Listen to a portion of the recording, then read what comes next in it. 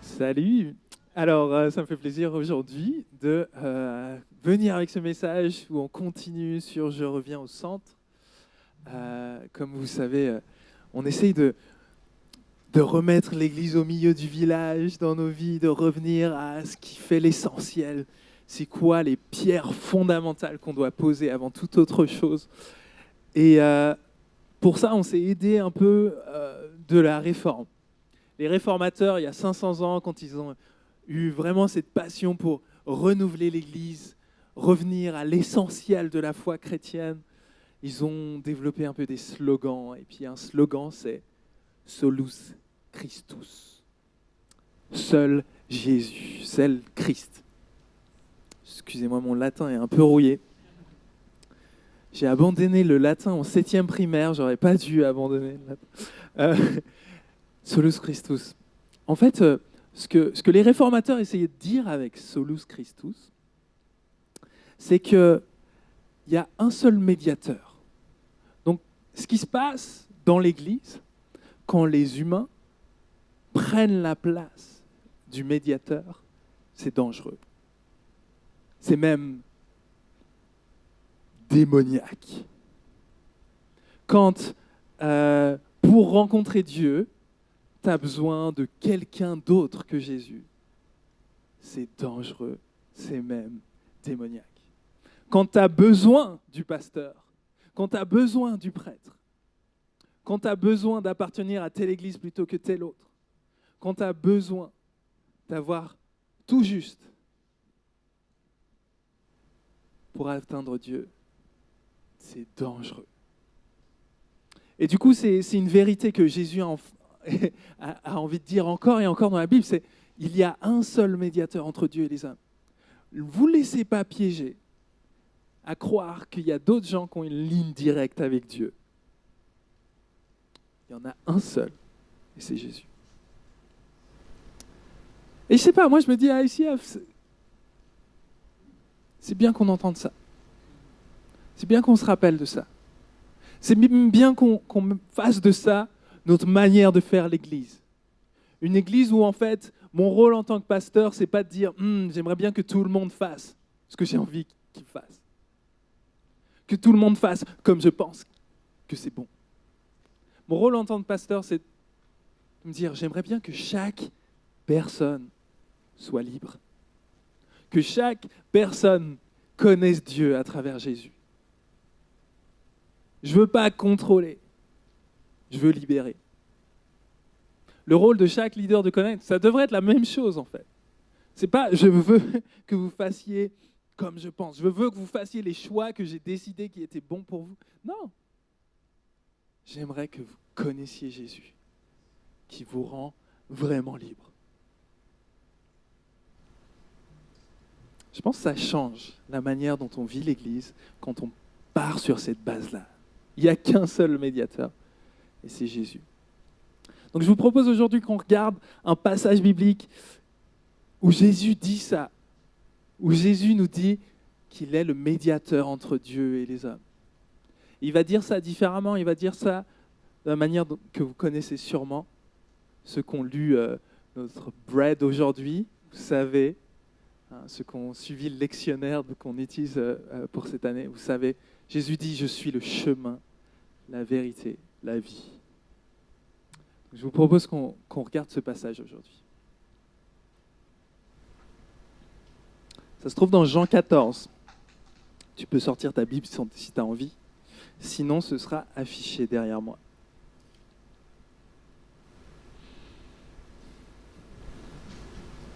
Je vais lire les 11 premiers versets. « Que votre cœur ne se trouble pas. Mettez votre foi en Dieu, mettez aussi votre foi en moi. Il y a beaucoup de demeures dans la maison de mon Père. Sinon, vous aurais-je dit que je vais vous préparer une place? Si donc je m'en vais vous préparer une place, je reviens vous prendre avec moi, pour que là où moi je suis, vous soyez vous aussi.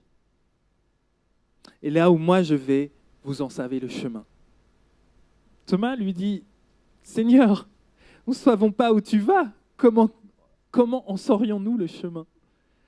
Et Jésus lui dit, c'est moi qui suis le chemin, la vérité et la vie. Personne ne vient au Père sinon par moi. Si vous me connaissez, vous connaîtrez aussi mon Père. Et dès maintenant, vous le connaissez et vous l'avez vu. Philippe lui dit, Seigneur, montre-nous le Père, et cela nous suffit.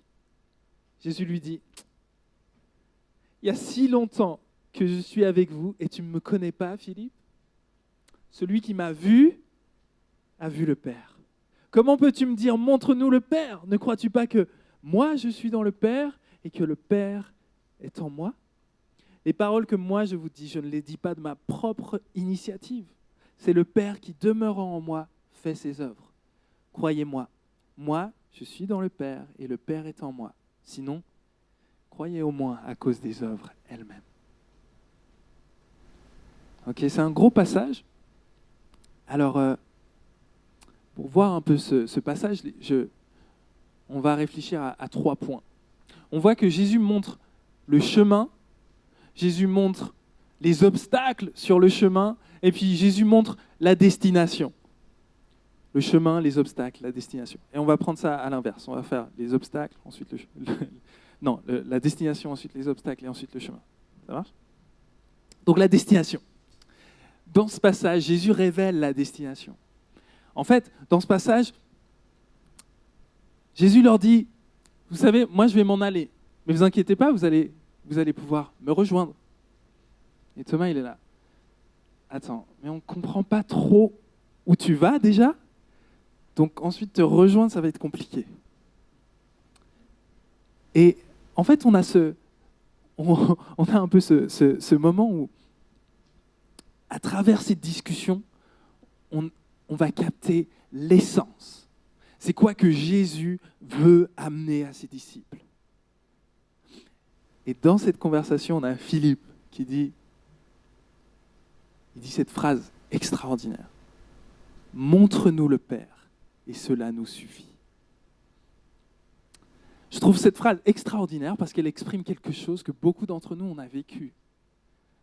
On a vécu ça, de dire, mais tu sais quoi, j'ai goûté à ce que le monde avait à m'offrir.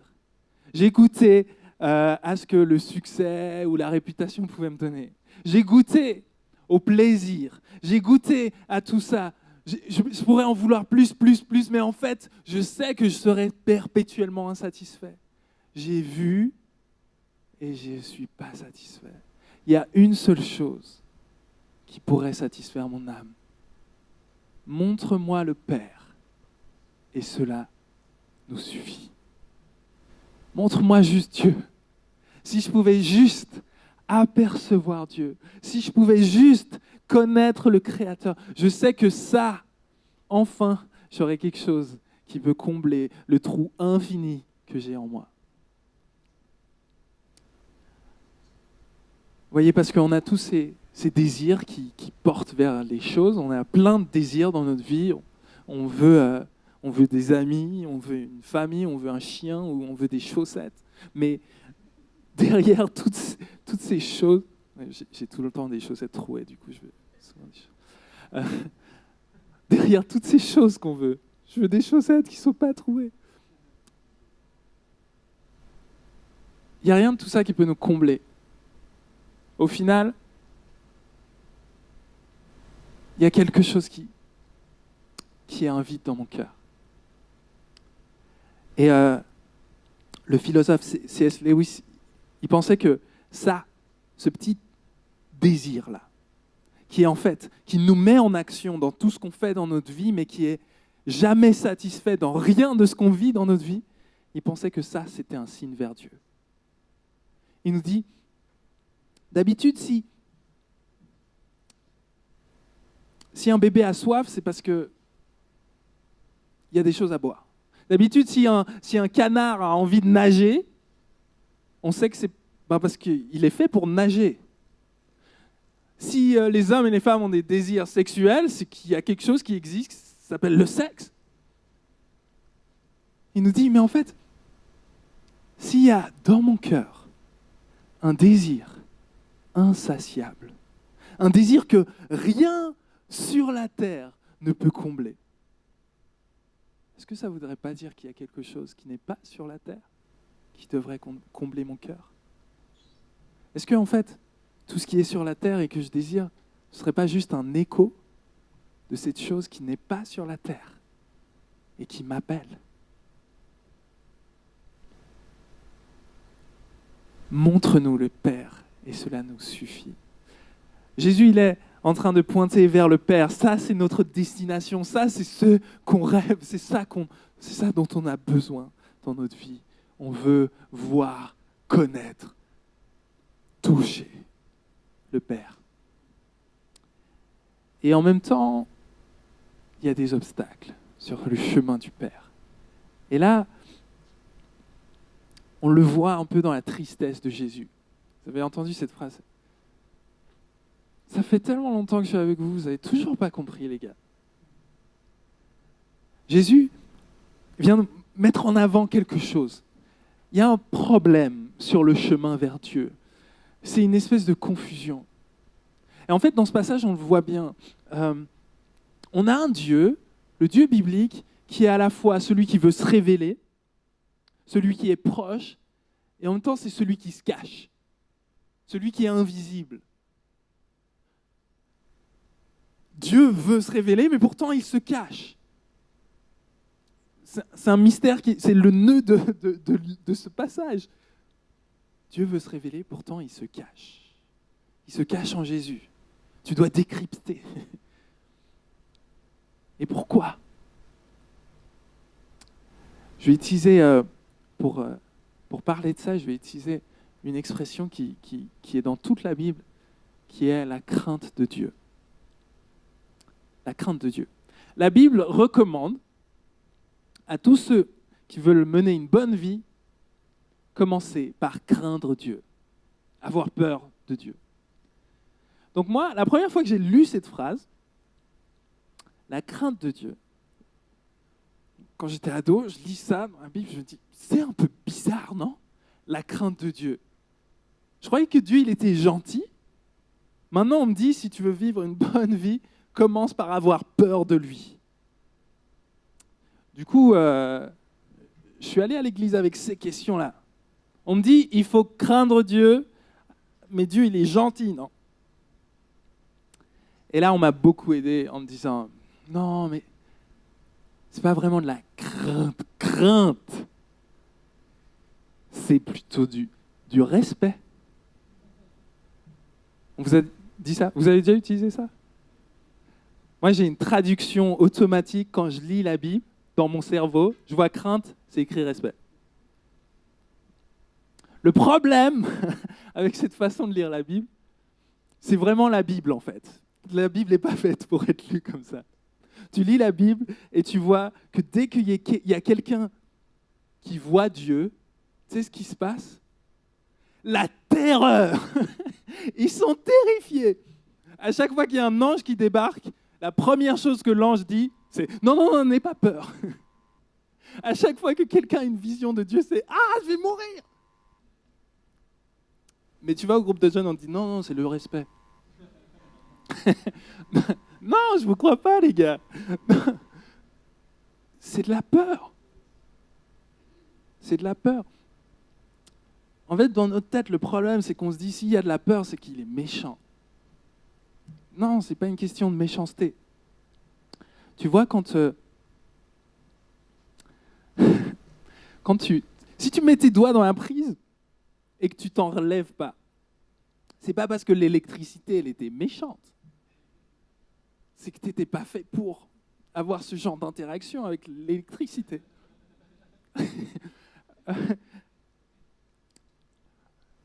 Il y a deux choses pour lesquelles, il y a deux raisons pour lesquelles la Bible nous dit qu'il faut craindre Dieu. La première raison, c'est la nature de Dieu, qui Dieu est.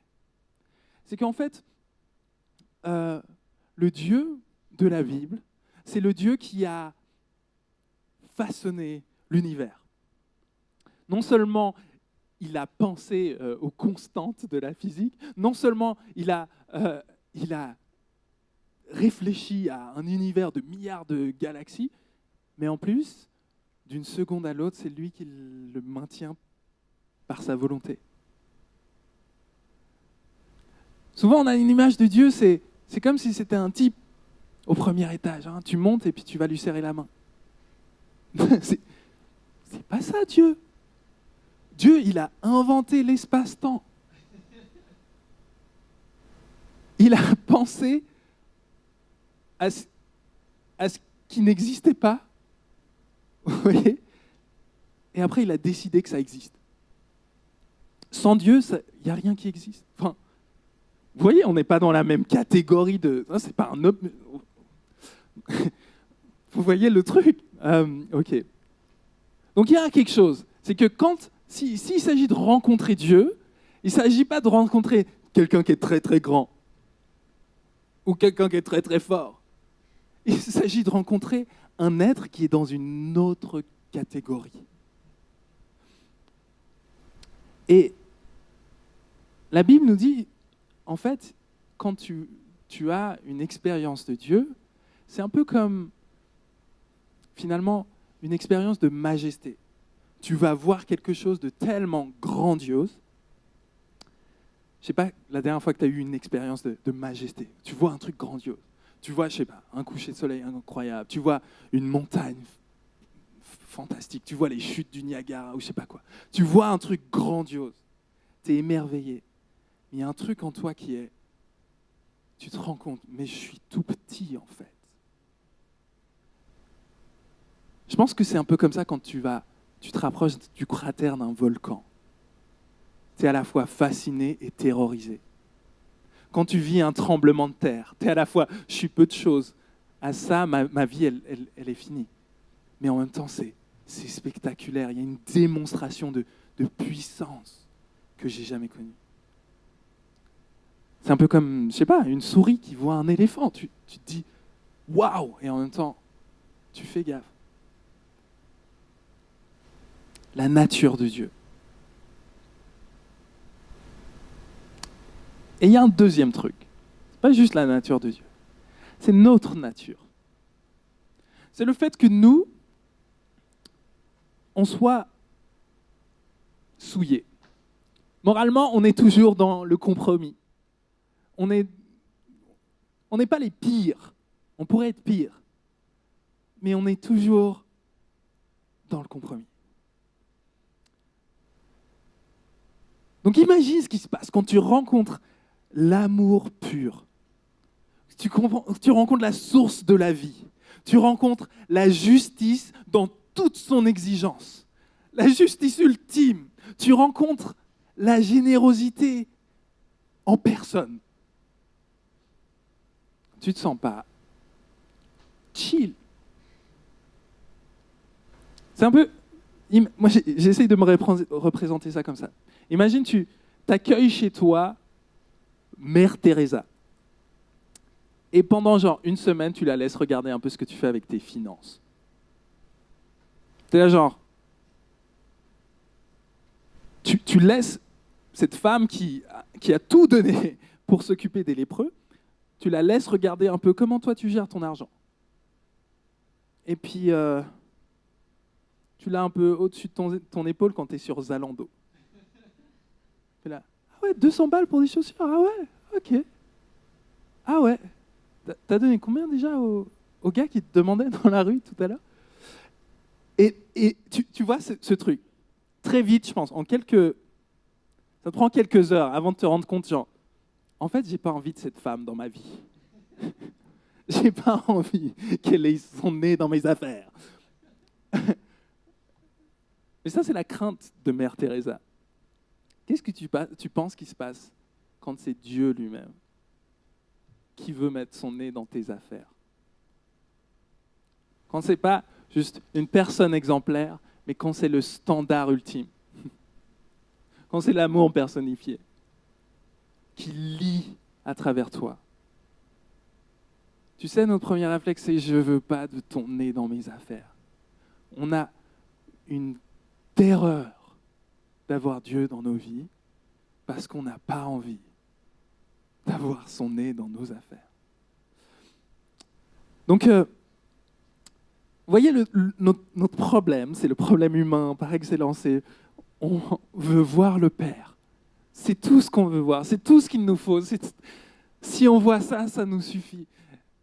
Et en même temps, on est terrifié par le Père. Et on ne peut pas voir Dieu. On ne peut pas cohabiter avec lui. C'est comme cohabiter avec le soleil. C'est pas qu'il est méchant, le soleil. Mais si tu regardes trop le soleil trop longtemps dans les yeux, il va te brûler la rétine. Si tu ne mets pas de crème solaire, au bout d'un moment, même les plus foncés d'entre nous vont avoir des coups de soleil.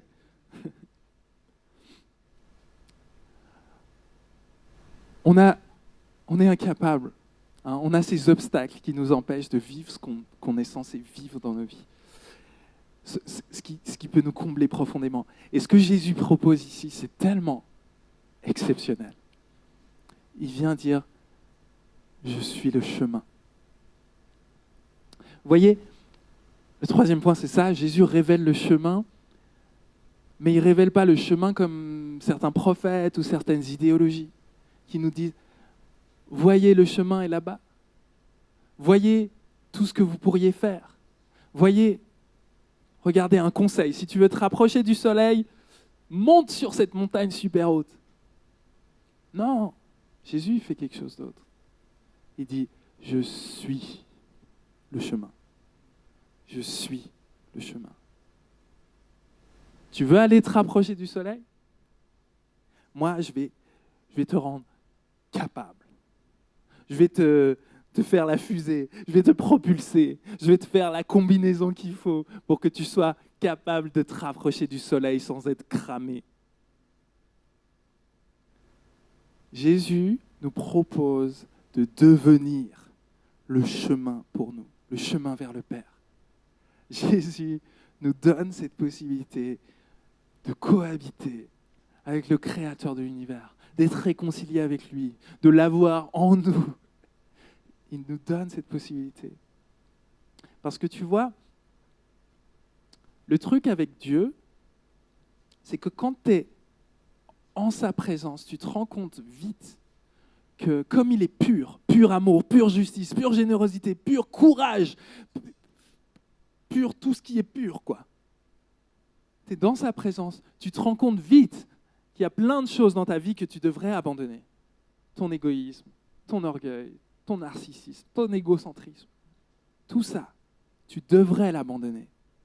Mais tu n'y arrives pas. Et c'est pour ça que tu as peur de lui. Et c'est pour ça que tu ne veux pas te son nez dans tes affaires.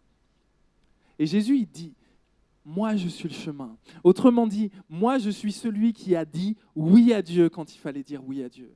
Moi je suis celui qui a dit non à mon propre ego. Je suis celui qui a renoncé à défendre sa propre vie. Je suis celui qui a renoncé à vivre pour lui-même.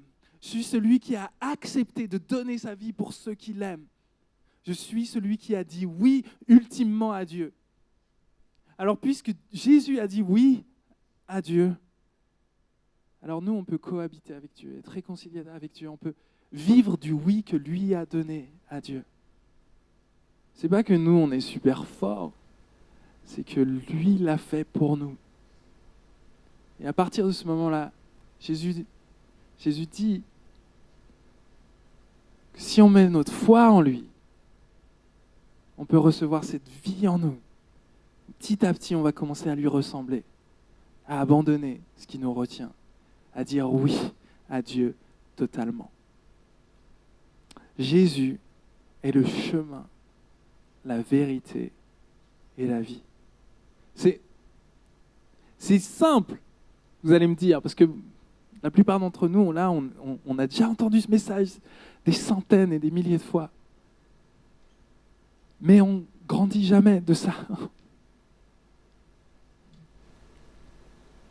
Jésus s'est donné pleinement pour que nous, on puisse accueillir Dieu en nous. Et c'est pour ça qu'on va prendre un temps de communion aujourd'hui. C'est parce que Jésus a instauré ça avec ses disciples. Il a mis en place quelque chose pour qu'on se rappelle que son oui peut devenir notre oui, que son non au péché peut devenir notre non, que par lui, le seul médiateur entre Dieu et les hommes, on peut être réconcilié. Donc, merci Théo. Donc voilà ce dont on a besoin en fait. On a besoin de Jésus qui se donne à nous. Quand il était avec ses disciples, juste avant de mourir, Jésus a pris du pain et il l'a rompu. Et il a dit, ceci est mon corps qui est donné, qui est brisé pour vous. Faites ceci en mémoire de moi.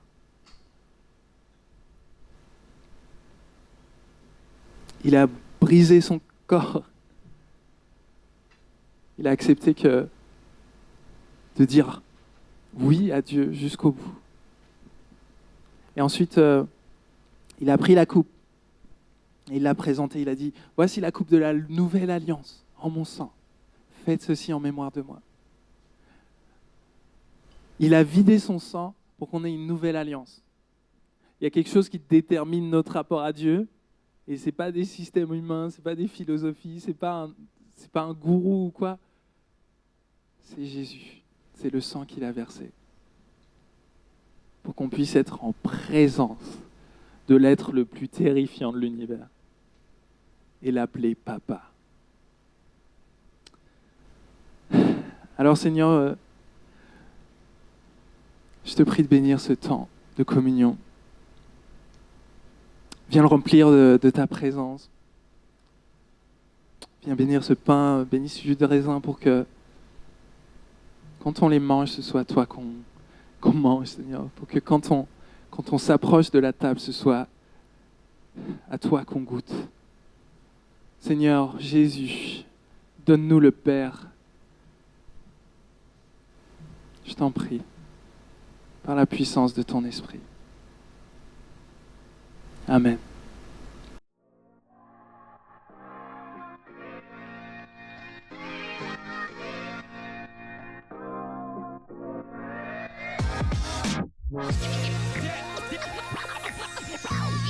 Yeah.